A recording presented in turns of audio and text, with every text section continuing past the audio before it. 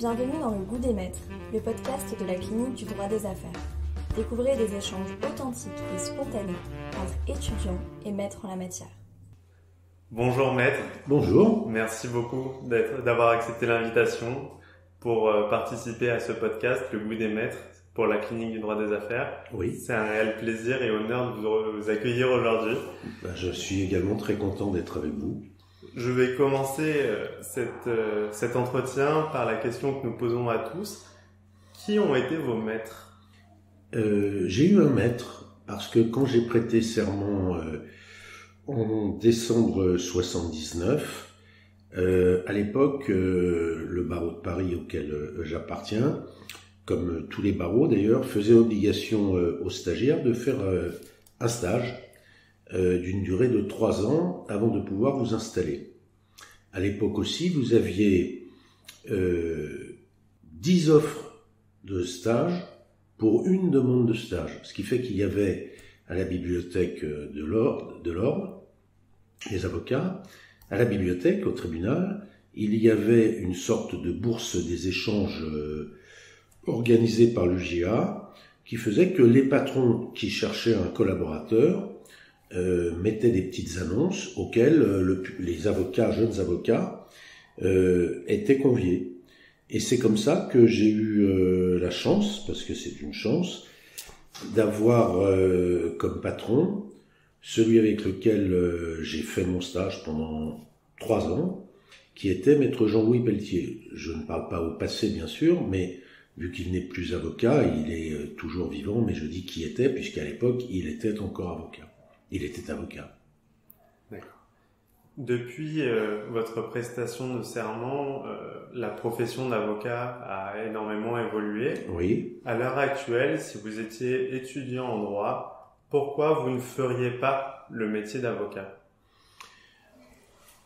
Parce que d'abord, je ne sais pas si je ne ferais pas le métier d'avocat, mais je réfléchirais aux conditions de mon installation ou éventuellement d'une collaboration.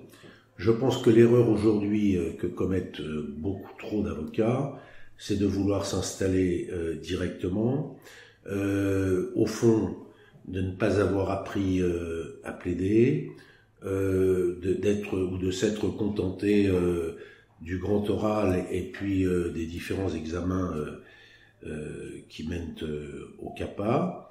Et donc je serais plutôt d'avis, non pas de ne pas être avocat, mais en tous les cas de ne pas m'installer avant d'avoir appris mon métier. C'est un véritable conseil que vous donnez de s'entraîner à la prise de parole en public aujourd'hui. De s'entraîner à tout. Vous avez la culture, la connaissance livresque.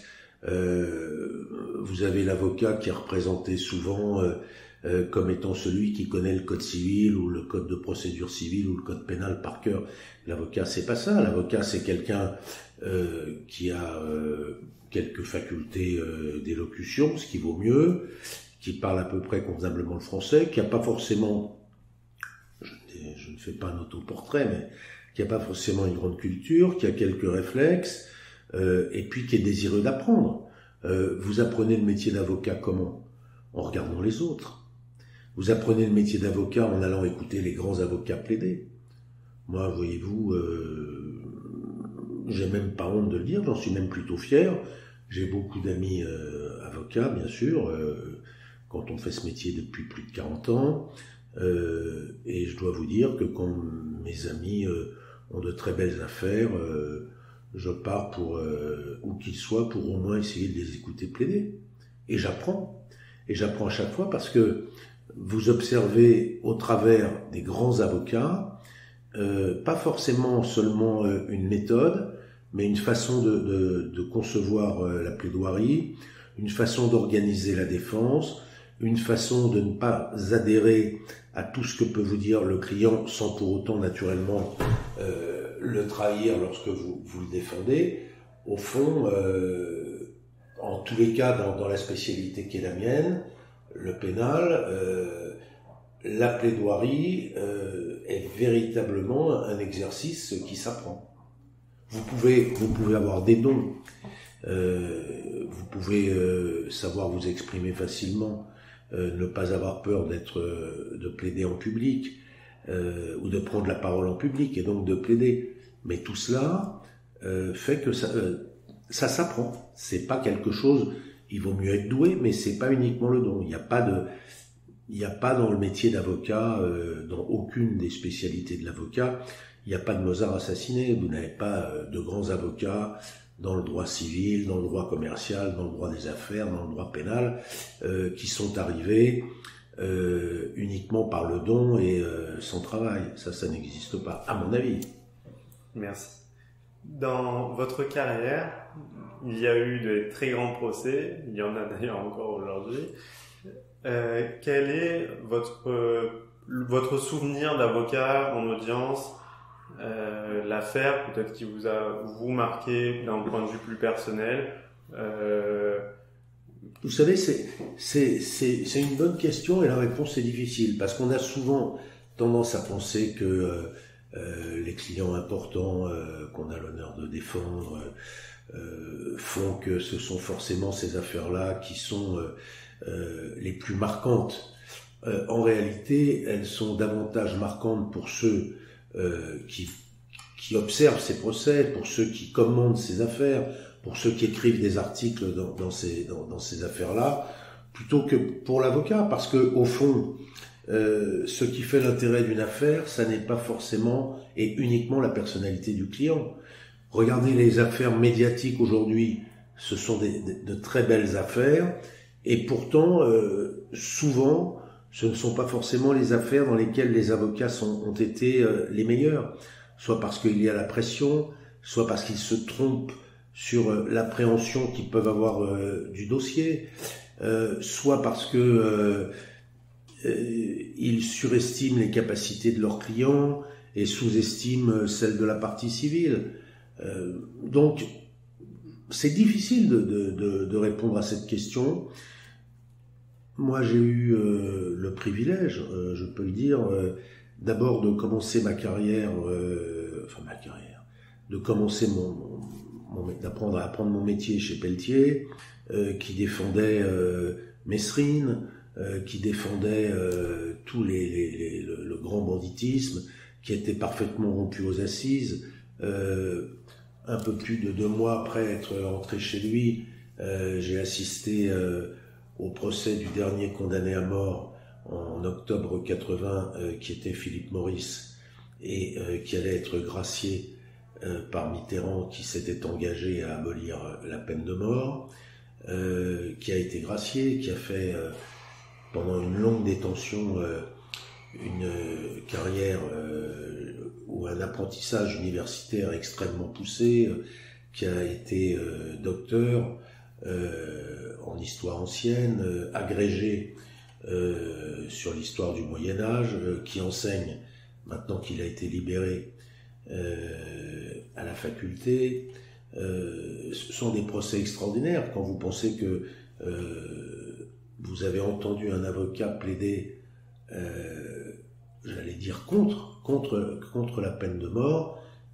C'est un apprentissage exceptionnel. Ça n'existe plus aujourd'hui. C'est peut-être aussi pour ça qu'à mon sens, il y a beaucoup moins d'enjeux aux assises qu'il n'y en a aujourd'hui.